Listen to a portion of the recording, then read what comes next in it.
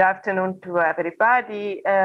This is a panel. The title is You Have Watches, We Have Time, a year of Taliban rule in Afghanistan. I'm Marta Serafini, journalist at foreign desk of Corriere della Sera, main daily newspaper in Italy. And I'm very happy to be here with Professor William Byrd, senior expert of the United States Institute of Peace, Professor Antonio Giustozzi, Associate Research Fellow, Radicalization and International Terrorism of ISPI, and with Ambassador Stefano Pontecorvo, Senior Civilian Representative in Afghanistan, NATO. So, August 15, 2022 marked the first anniversary of the fall of Kabul to the Taliban. Despite the end of armed conflict and the decrease in military violence within the country since the Taliban's takeover, the overall picture in Afghanistan remains bleak.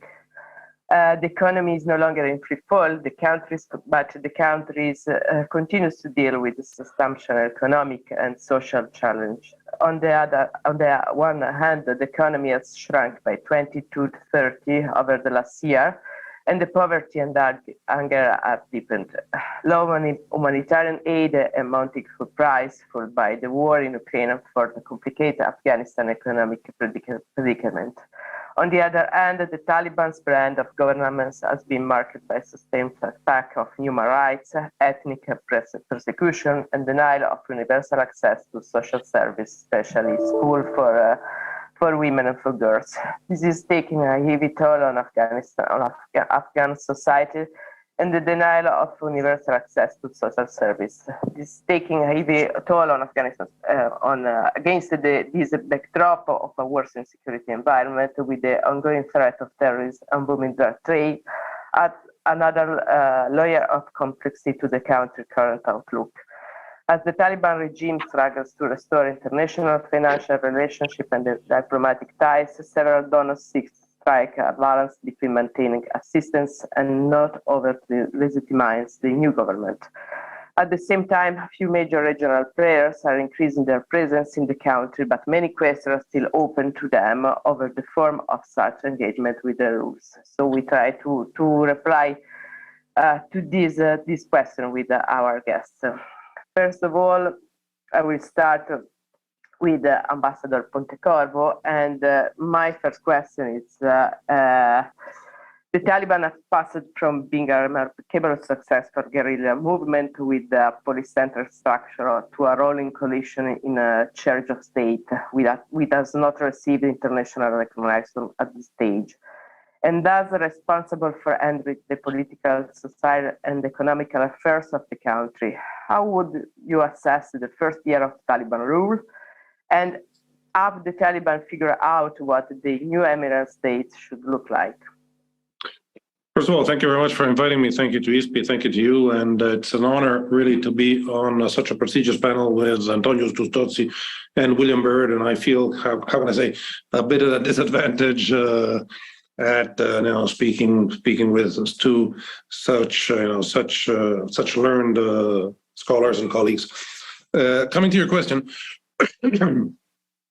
I'd say that I keep to the question, which is the first year that have the Taliban figured out what the new Emirate state should look like, and then I'll come to the polycentrism of the Taliban, which I have learned reading Antonio Giustozzi's books. I'm not even sure that the Taliban at this stage are interested in creating a state, or the state is rather a container for the society they want to build. As we know, Taliban are not the Taliban. There are many Taliban, and there's a lot of infighting. I'm sure we're going to hear a lot from that. But I'm not sure that much of that has to do with external influences. What the little I know of the Taliban, having dealt with them directly and having dealt with them through Zal Khalilzad and having seen them in Afghanistan myself, is that they believe that they have won on themselves, which is largely correct. I wouldn't overstate the military prowess because it's easier to win a number of battles when the enemy collapses in front of you or makes deals. So I wouldn't overstate, they have been, on the face of it, a very successful insurgency in the fact that they were insurgents and now they're in the government. So that's, the facts are with them. Then how they got there maybe needs to be analyzed and has been analyzed with a lot more depth. And you were talking about that. But I think that for the Taliban, as far as I see it, the state is a container for society rather than building a state itself. I think that we are also underestimating. I say this also because I think we're underestimating the real knowledge that a number of Taliban leaders and sympathizers have of what the mechanics of governance are. I think they know it perfectly well. But I also think that they are not yet into the mindset of having to build a state versus building a society, which will be then contained by the state. So if you want to intellectualize this a bit, I believe that once they get to the level of or the direction of society they want, they might build a state, an efficient state around it. And I'm sure they'll be capable of that. The infighting is I'm sure Antonio will tell us more about this. The infighting is certainly a factor on which direction this goes.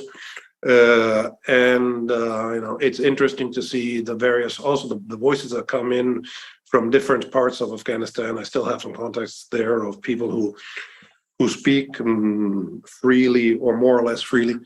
And from different regions, you get different accents, you get different priorities, you get different how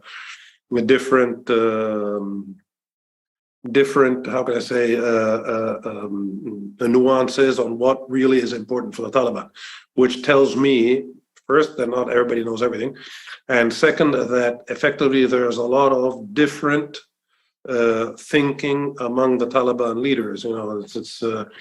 You can try to sectorize the young against the old, the Kandharis against the others, and the Haqqanis, and so on. And these are all exercises that need to be done. But I think that there is no unity as such of thought of governance, first of all, and of thought, therefore, bringing to building society and a definite state. Thank you. Thank you, Mr. Ambassador. And since seizing power, the Taliban claimed that they have gained complete territorial control, especially about security, and eliminated islands of illegitimate power. But we know that the situation is quite different, and we have seen especially the increase of attacks made by ISK and Islamic State Khorasan. And Professor Giustozzi, my question is, what are the main internal, external threats that Taliban have to grapple with in terms of security? Is the Taliban movement united with the country, or it's within the country, or it's divided? And how does this impact the state security and the governance? Well, thank you. I would argue that, in a sense, potentially the worst enemy of the Taliban are the Taliban themselves. In a sense, during the first year, they face, of course, a huge number of challenges, but at the same time, they had some very major advantages. None of the neighboring countries has been willing to support any opposition group, which is the first time actually in maybe 40 years in Afghanistan. So that gave them an opportunity to consolidate control.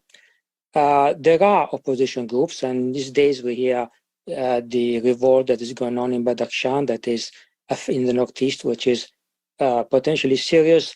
But the reality is that without external support, none of the various opposition groups that are active can go very far. They won't have the resources, the finances to mount a serious opposition. Even the Islamic State is struggling financially to a series of external circumstances. The crackdown on Islamic State networks in Turkey, the fact they're not being able to maintain their position or their influences and contacts in the Gulf. So they're struggling to send money into Afghanistan.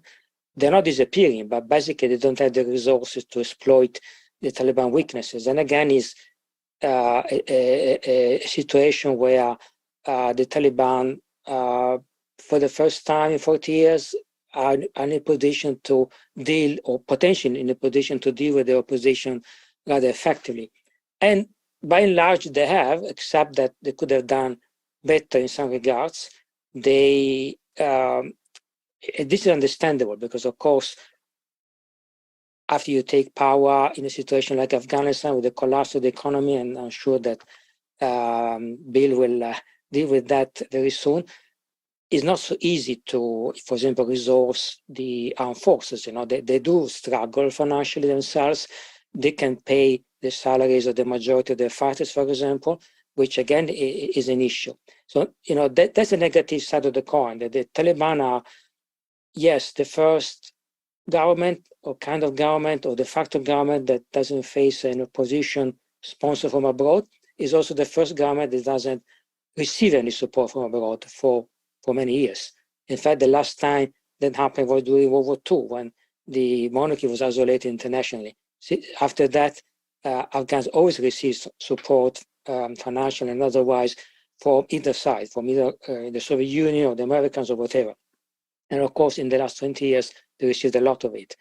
So it's mixed, I would say. One can, in a sense, commend the Taliban for being able to deal with a lot of problems, but also criticize them for having created themselves a lot of problems they didn't need to create. Their governance processes are still very primitive, and I say, you know, when you don't have a government, the structure is difficult to, run a country effectively.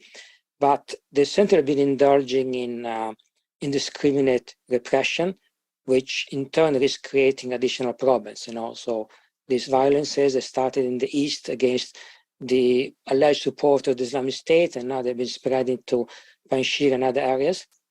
So these are issues that they have created themselves. And of course, you know, the reason why they don't receive external support are also their policies. You know, they might have enemies abroad, but they could certainly have been more enlightened in certain regards. They could have been more faster in policy making. They could have resolved some of these issues, like, for example, the issue of girls' schools. If they'd done that, perhaps now they would have been receiving at least modest amounts of support, at least from the regional powers, some of which are keen to maintain stability in Afghanistan. Thank you. Thank you, Professor. And you were mentioned before about at the beginning of the economical situation in Afghanistan, and obviously we know how terrible is the situation, the crisis in the bank system, mass unemployment, and substantial for in every part of the society, including the healthcare system.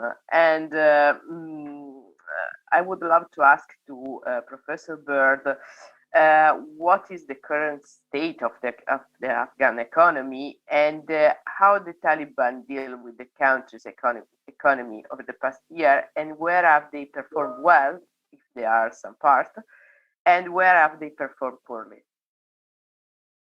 Thank you very much. As you said at the beginning, the economy was in free fall for a while.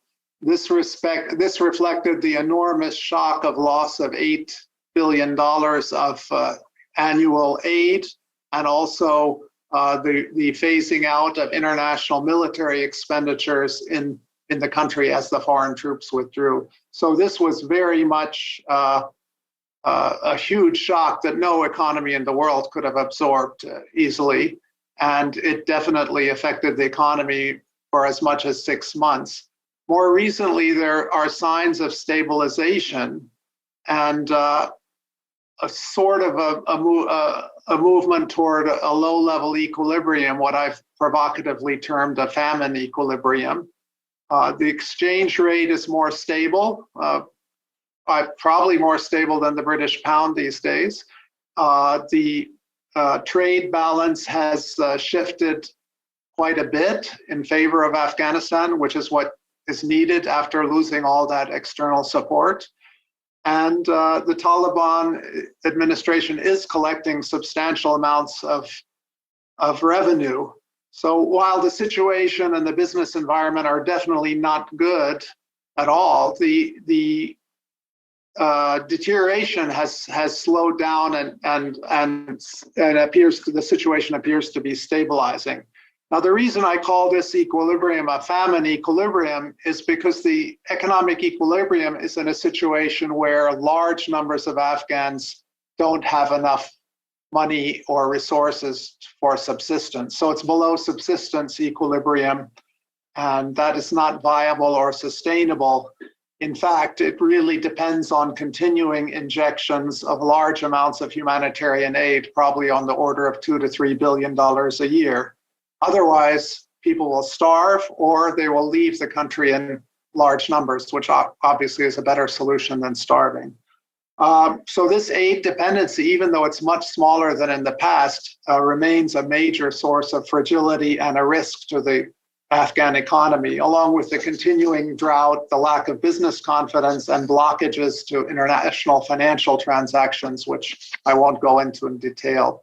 Turning to the Taliban scorecard on economic management, it has been mixed. I mean, on the plus side, I think they've been surprisingly successful at revenue collection and reducing corruption at border crossings and road checkpoints. Not too bad at foreign exchange management, and apparently, at least to some extent, through strong arm methods, stemming capital flight somewhat. Although, of course, the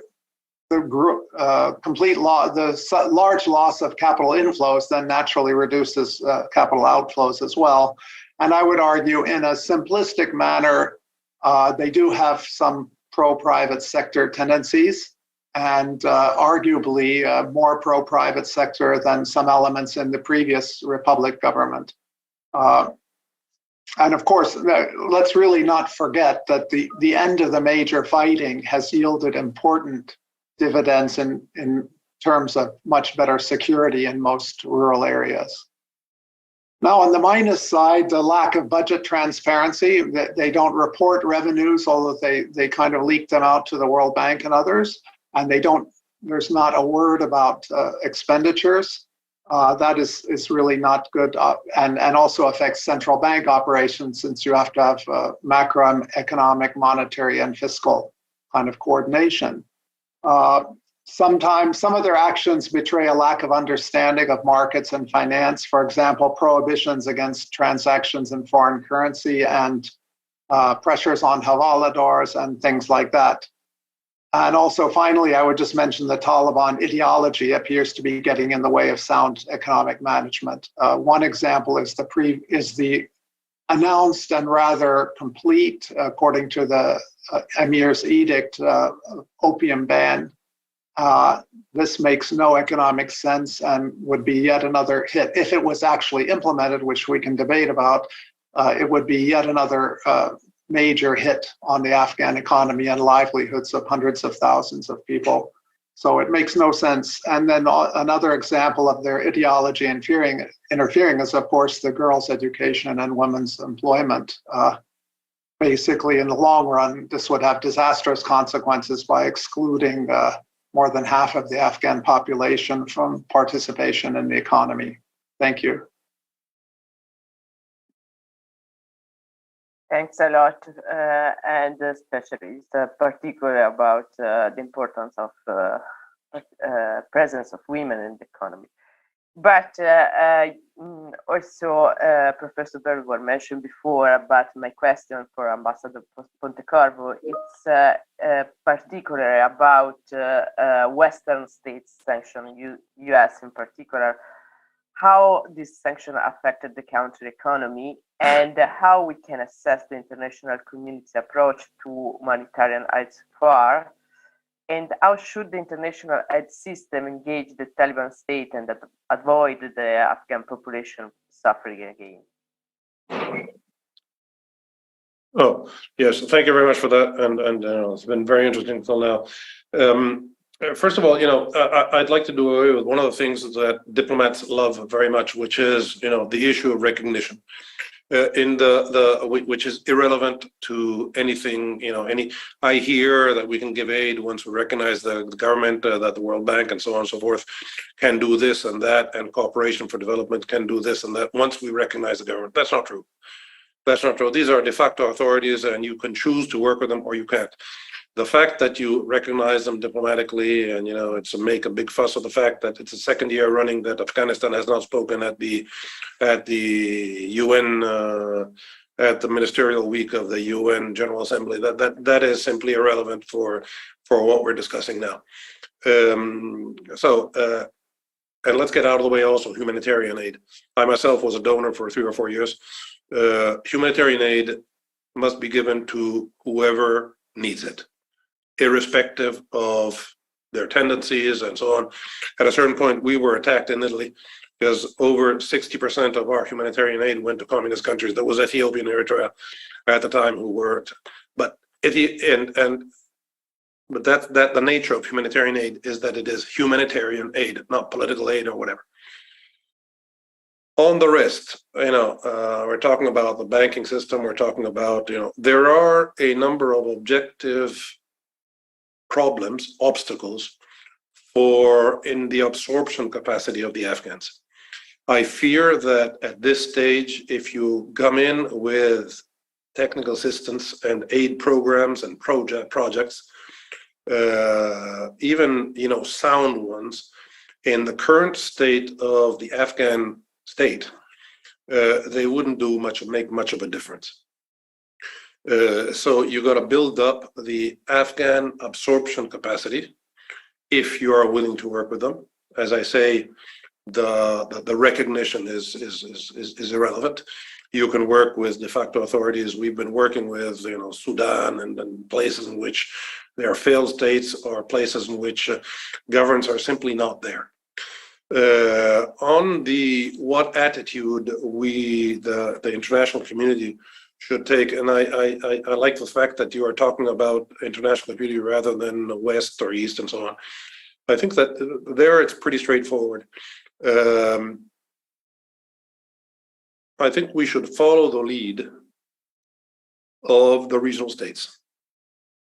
Afghanistan is difficult. It's going to be difficult that it prospers in autonomy, except if you're talking about, criminality and drugs and all that. If you're trying to build up or assist building up, which would be in our interest, a stable and sustainable Afghanistan, it has to be anchored within a strong regional cooperation network. Problem there being that regional cooperation in Asia is not, you've got actors which are, all good actors in their own right, the Indo-Pakistan rivalry and the Iranians with the Afghan, but you have a number of rivals, the Chinese with the Indians, although that may be pushing it a bit too far geographically. Then the Central Asian states, which are concerned about, the spillover effects of the fundamentalism. So you have objective difficulties. But you got to, slowly follow the lead of the regional countries, encourage a regional cooperation, and starting from the economical, which is largely politically insensitive, and take it from there. And as concerns the West, I personally think that as a matter of principle, although I understand the underlying issues, that there's a lot of Afghan money around which has been frozen around the world. I think that's very questionable. I understand what the underlying realities are, but you start by unfreezing those. On the flip side of that is you unfreeze those, and where do they go? So it's a complex issue, but I think it's an issue that the regional states have to tackle first and foremost, and we should be best actors in a supporting role. Thank you. Thank you, Mr. Ambassador. And for Professor Bird, you were mentioned before about the women economical role in the society, in Afghan society. And what, in a generally speaking, not only from an economical point of view, and not only for women, but generally also for young people, how is the Afghan society different today from what it was in the past, if there are some difference? And is the old Taliban social contract, security in exchange for personal freedom, still working for today, for today's society in Afghanistan? And how are women, young people, and minorities reacting to these abuses that we have seen in the last year? And the last question is, how can the international community intervene to support efforts of minority, of women, and of young people? Well, it's very clear to me, even as a not an expert on society or sociological issues, that Afghan society has changed profoundly over the last 20 years, while the Taliban not so much. And I'm far from being at all knowledgeable about, let alone any kind of expert on the Taliban, especially compared to Antonio, my distinguished colleague on this panel. However, I do think we need to understand and analyze the Taliban in relation to the society from their own characteristics and goals, which basically is a highly authoritarian, religious ideology-based fundamentalist movement whose raison d'etre has all along been resistance against foreigners and perceived anti or less Islamic currents in Afghan society. And I think it was already mentioned by others that we also should remember Taliban is one of the most successful insurgent movements in world history, having won not once but twice, and the second time against the world's preeminent power supported by the NATO alliance and others. So looking at it from this lens, since taking power more than a year ago, the Taliban have exhibited, in my view, and perhaps a bit simplistically, but elements of what could be called good practice for an authoritarian regime. Antonio may contest with me, but that would be good to do on a panel like this. But they have somehow maintained, at least broadly, some degree of unity in their movement, which maybe was not necessarily inevitable at the beginning. And more in my area, they collected and consolidated and centralized government revenue well in excess of any reasonable ex-ante expectations.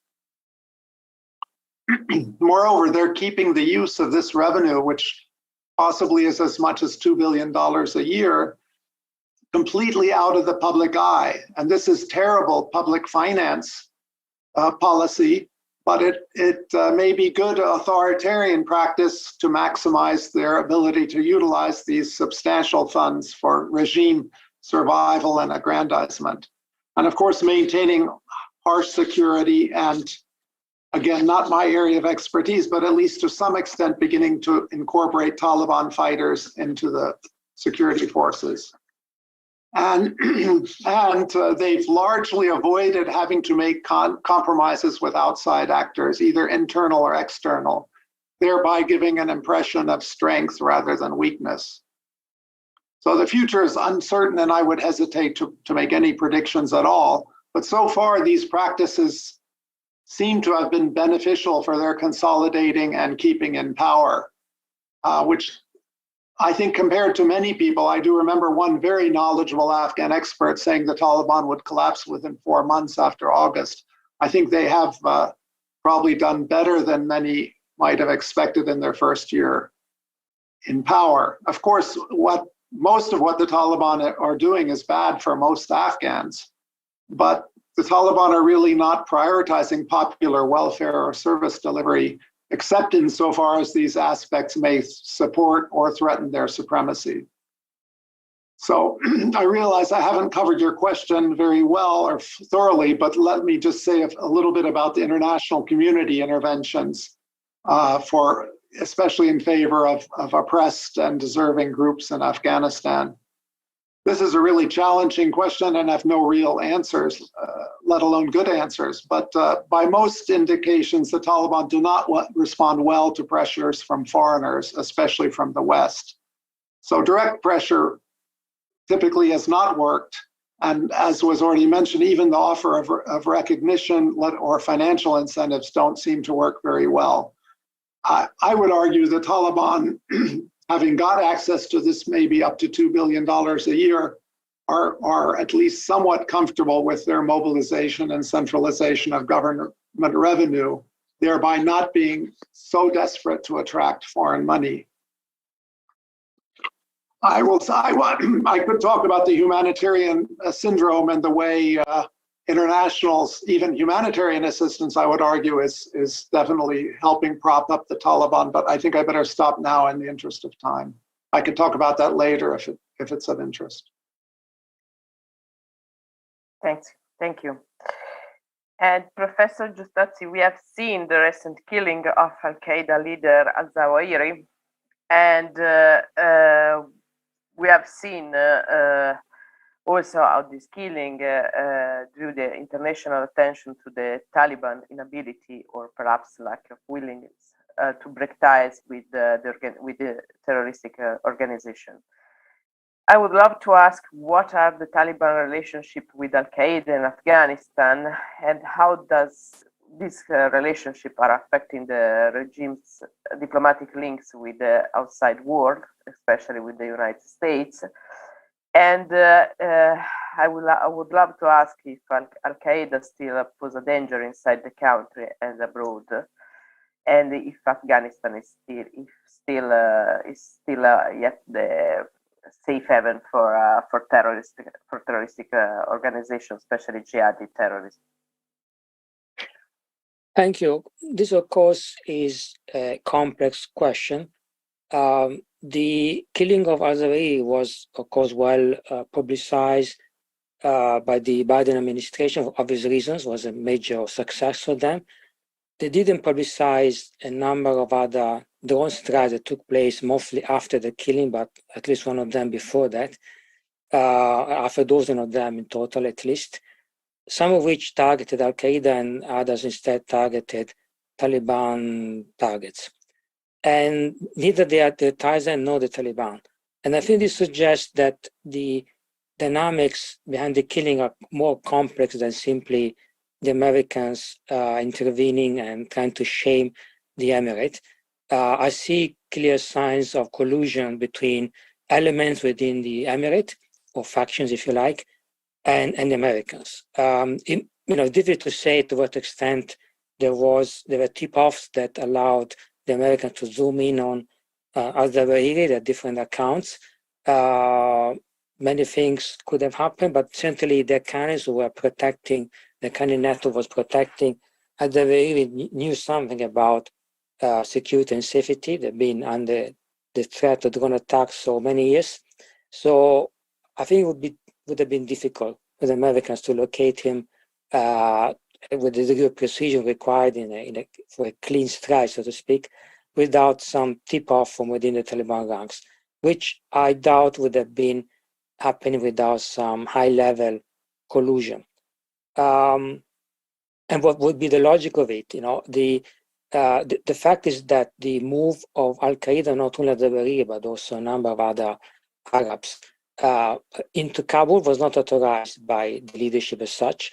The Afghans took the initiative without clearing it with the leadership, and the leadership was clearly upset because it was going very much against their aim of obtaining legitimization internationally and getting recognized at least at the regional level.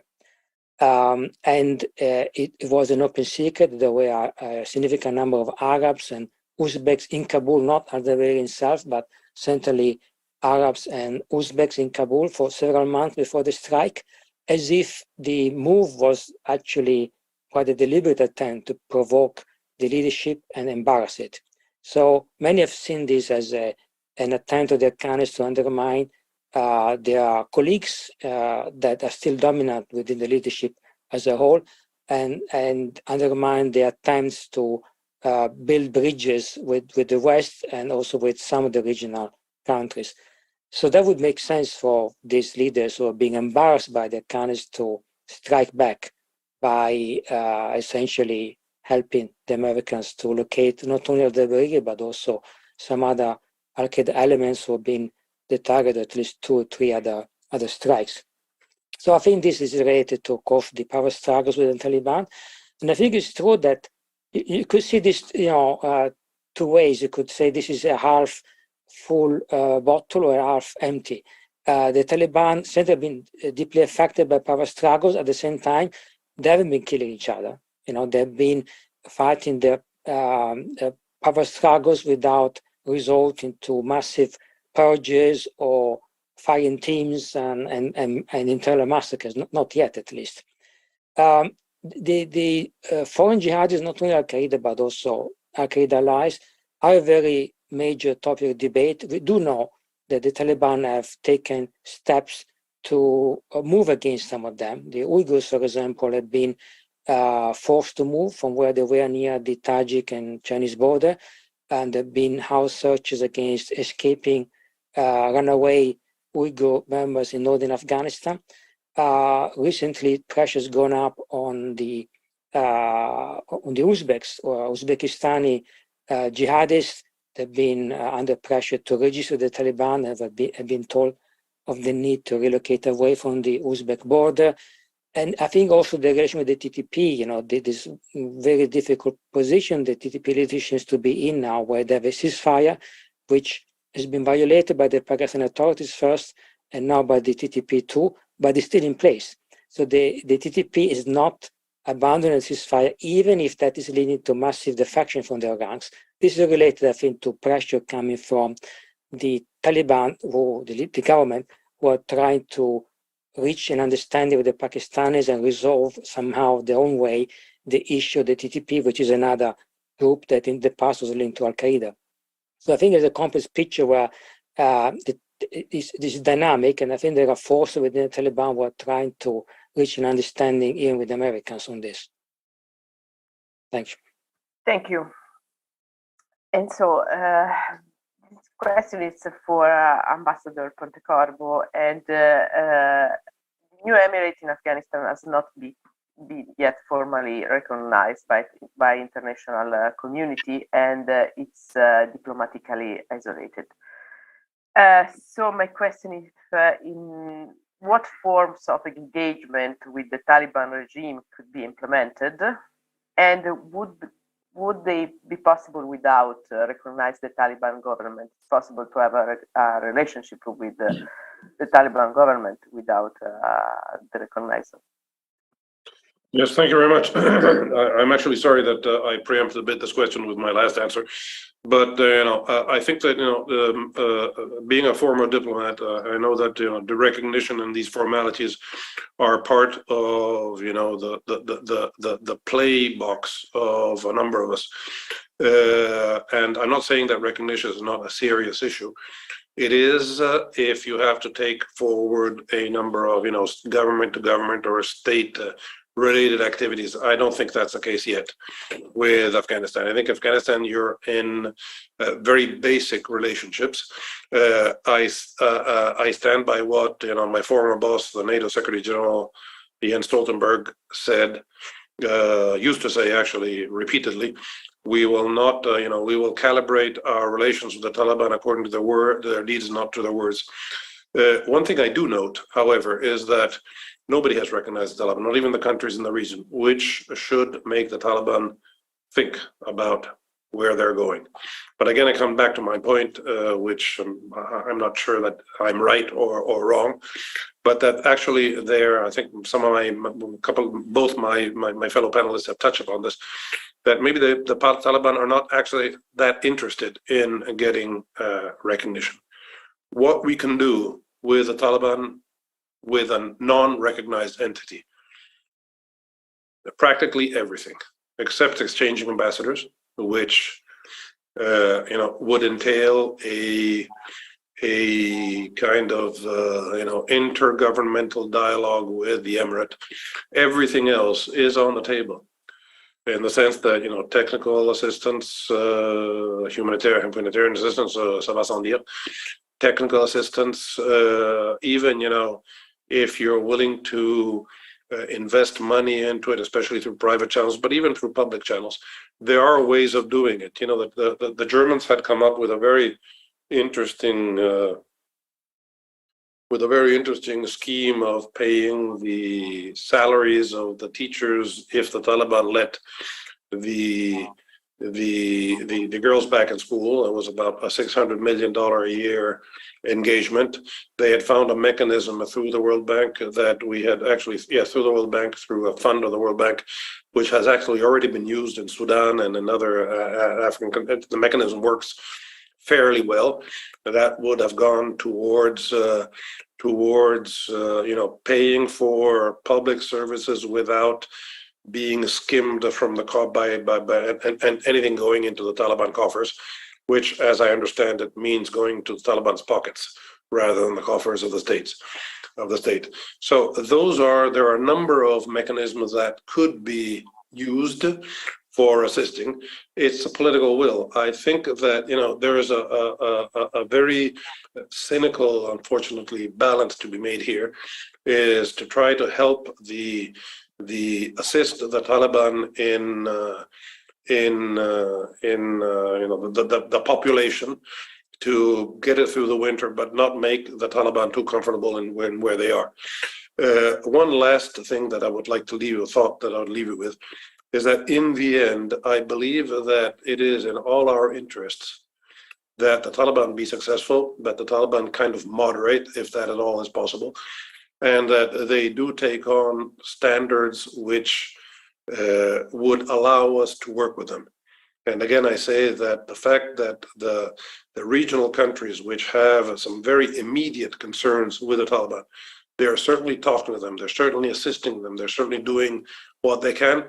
Everyone is stopping short of recognition. I think that is much more a message to the Taliban than it is to the West, to the Western world. Thank you. Ambassador. And for Professor Bird, what about the interest of regional actors in Afghanistan, neighbors, including Iran, China, and Russia? They keeping their embassy open, not giving Afghanistan formal recognition. But what does this engagement with the Emirate regime look like, and what are these regional countries' main interests in Afghanistan? Thank you. I am really personally getting so tired of the rhetoric going around in Washington and probably elsewhere about leverage over the Taliban, how to find leverage. Aid doesn't work, recognition doesn't work, pressure doesn't work, human rights from the UN reports, etc., don't work. So now the turn is to the regional countries. Maybe they can exercise more leverage. And I think it's also all too easy to overstate the degree that regional countries can exert meaningful influence over the Taliban, except, of course, if one or more of them step in to support an armed opposition, which would be a major step. And given the failure of two great powers plus many, many others in Afghanistan, it seems like the regional countries are now cautious about getting militarily involved, which probably is a good thing. And first, I think we should not underestimate that just by moving from Quetta to Kandahar and Kabul, the Taliban have really, to a considerable extent, escaped or minimized the influence of their main primary patron, Pakistan, on them. And it's sort of not surprising, the minute they took over in Afghanistan, disputes with Pakistan started. Not to overstate these differences and disputes, but what it does mean is the influence of Pakistan, which was maximum in probably earlier years, has definitely been reduced now that the Taliban are not physically, in a way, hostage to them.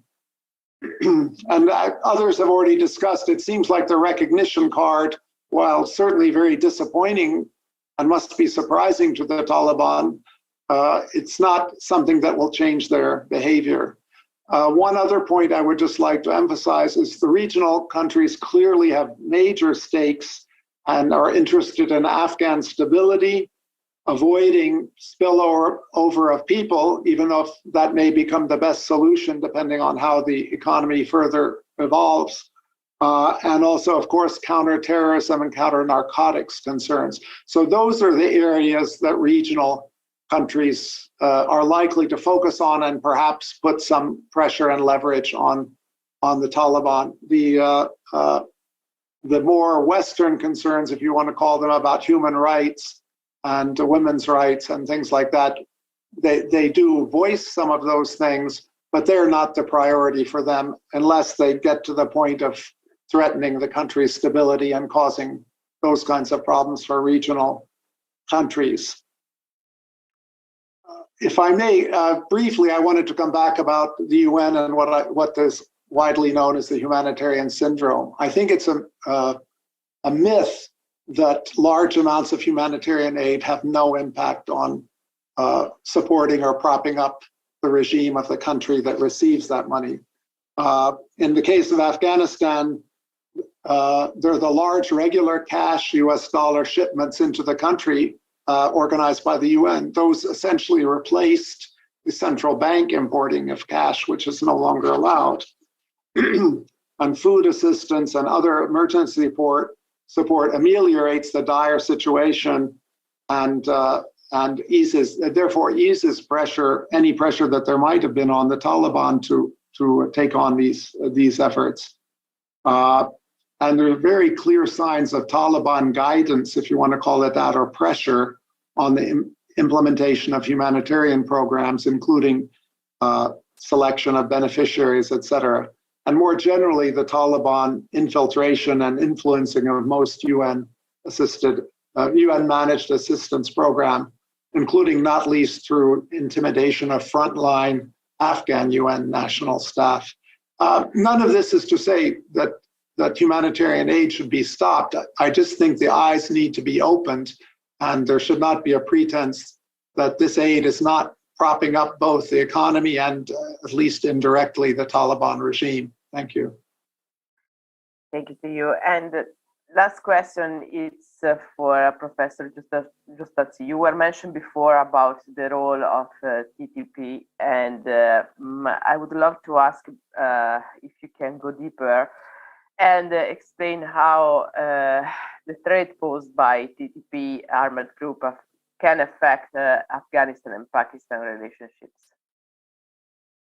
Well, yes, I think it's a fact that there were central animosities between the Taliban and the Pakistani authorities dating back to the time when they were hosted by the Pakistanis in Pakistan, because it's not only that the Pakistan had influence, the Pakistan essentially tried to coerce the Taliban in a number of ways to essentially do their bidding and forcing them to take decisions that maybe they wouldn't have taken.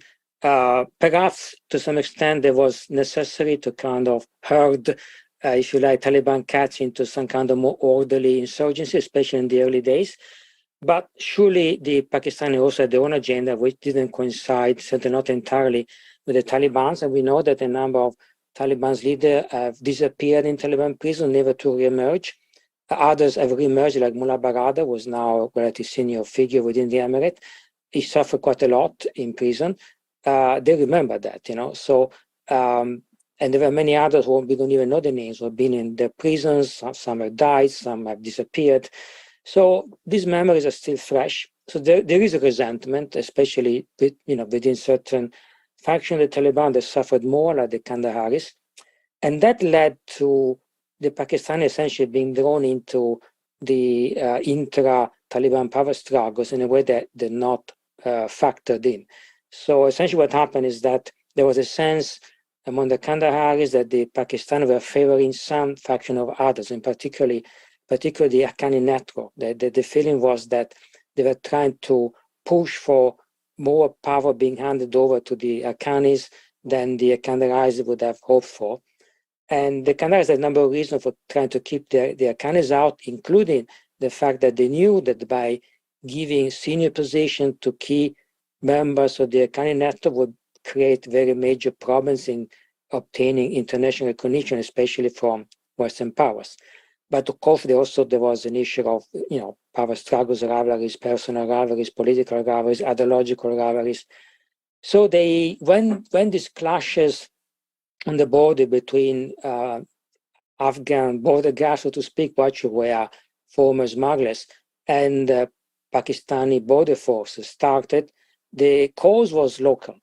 But then some people among the Kandahari Taliban tried to exploit these clashes to undermine, or thinking they would undermine, the ability of the Afghan network to obtain Pakistani support and Pakistani sponsorship in the internal power struggle. So it was an attempt to make it harder for the Afghans to rely on Pakistani support, which I think to some extent worked, weakened the relationship.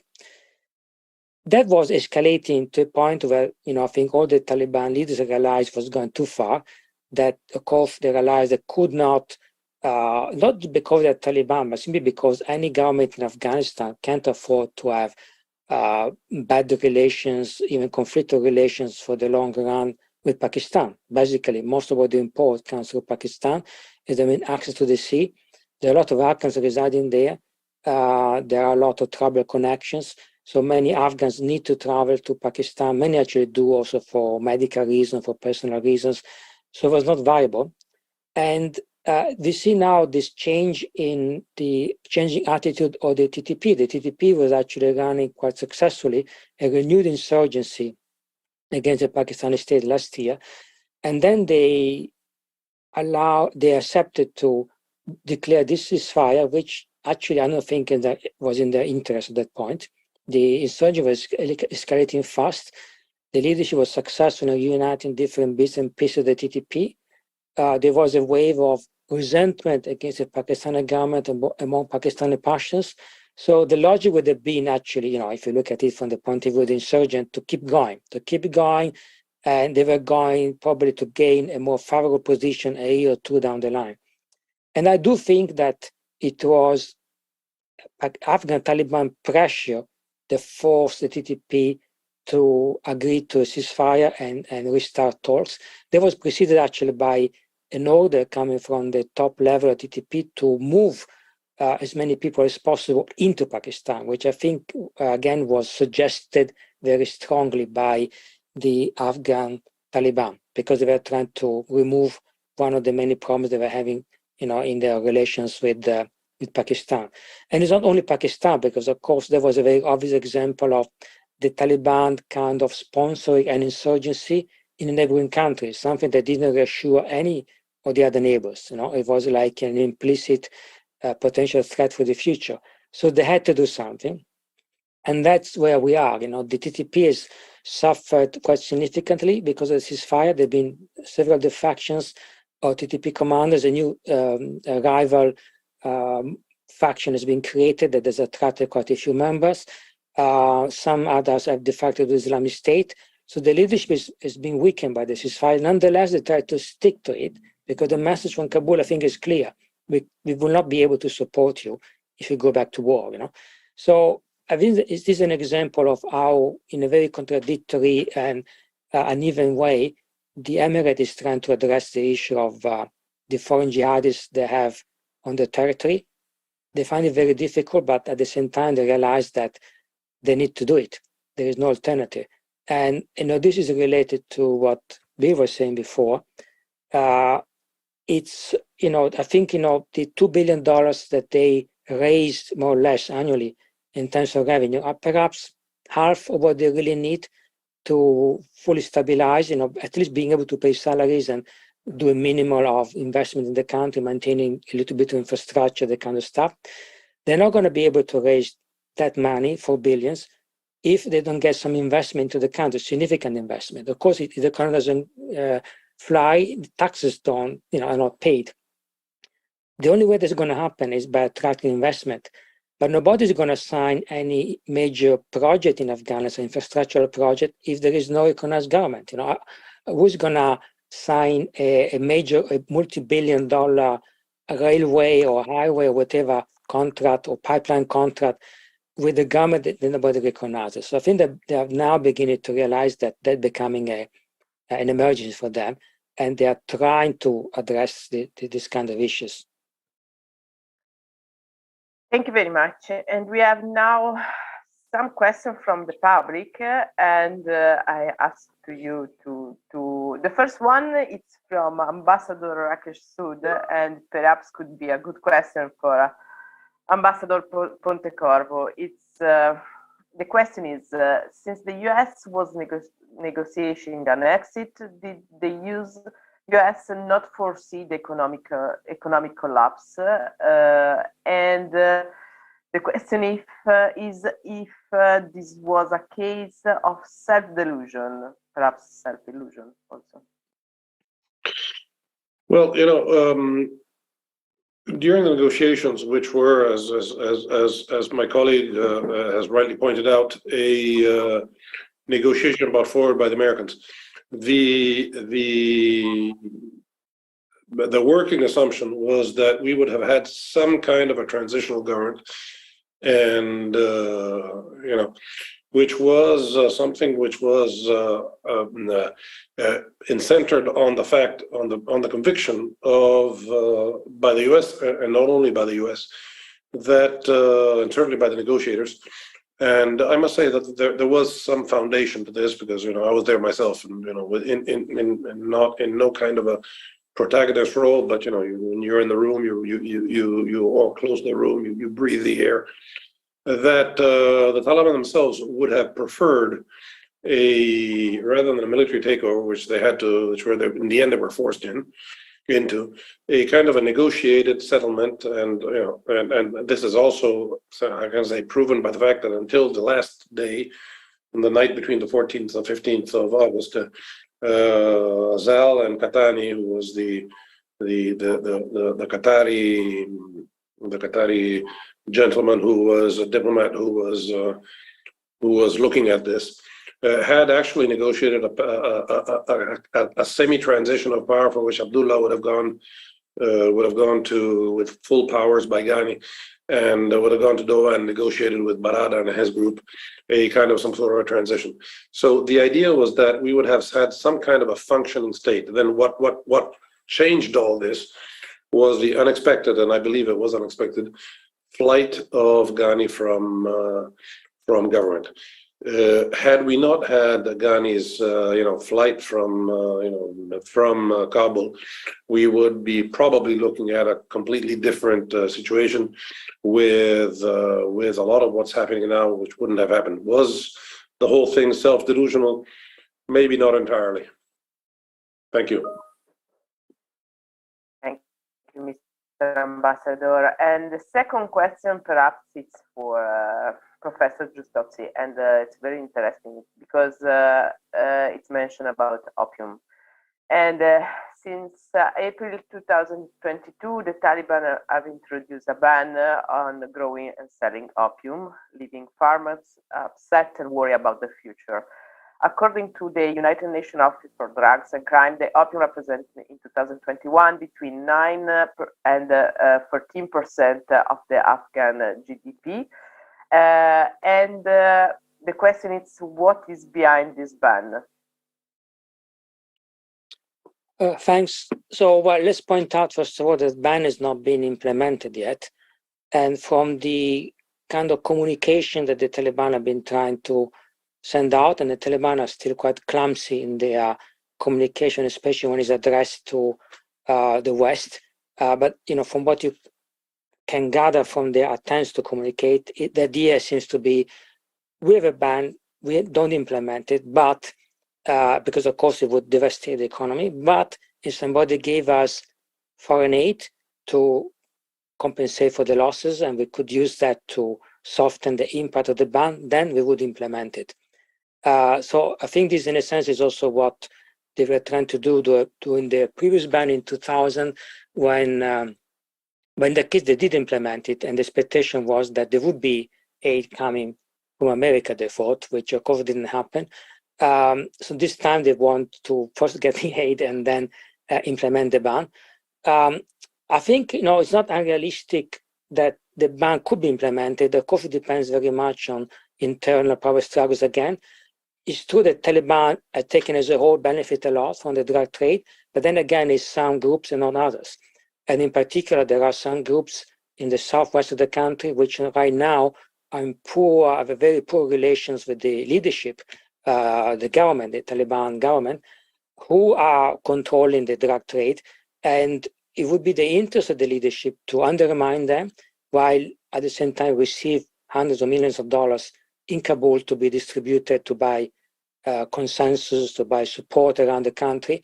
That would make sense for them. So basically, the ban would damage particularly some groups of the Taliban who actually are not paying taxes on the money they make out of drug trade.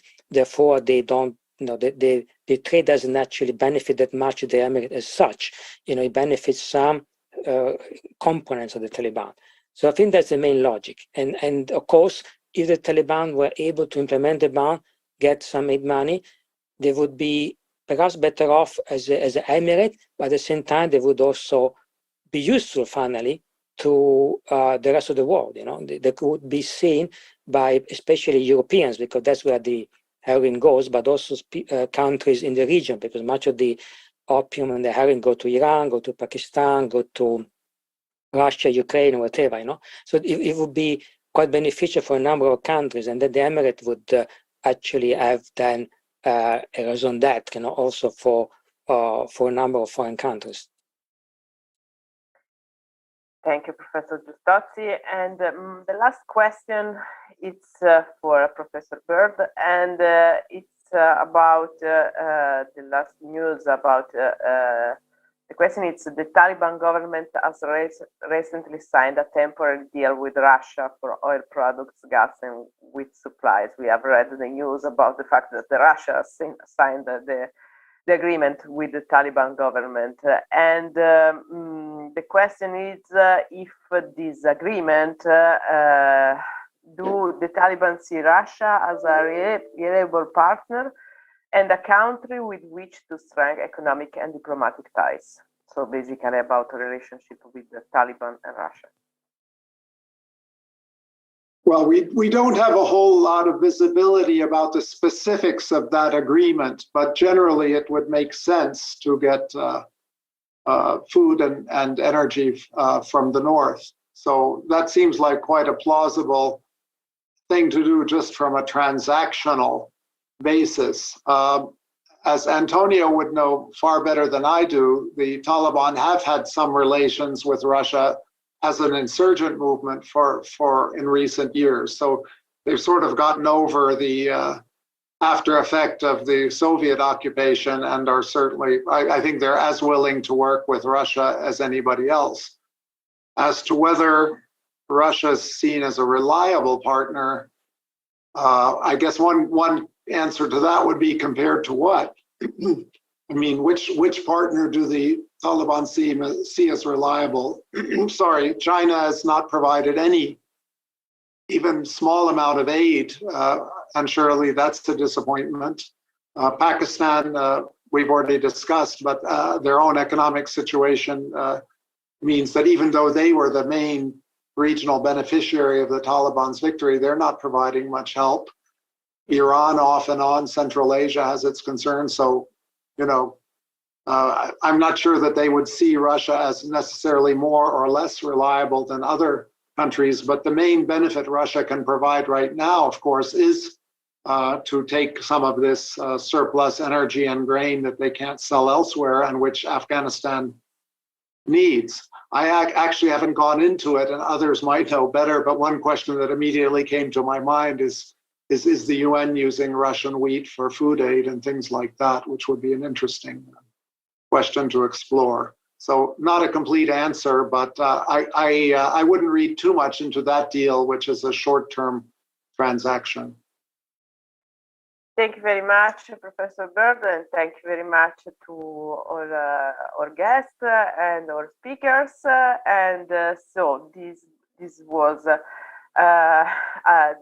panel about Afghanistan made by ISPI, organized by ISPI in the framework of MED, Mediterranean Dialogue, 8th edition. And thanks a lot for everybody, and hope that to do something similar to talk about Afghanistan the next year with other type of news. We see what happens. Thanks a lot. Thank you, and thank you. It was great to be here.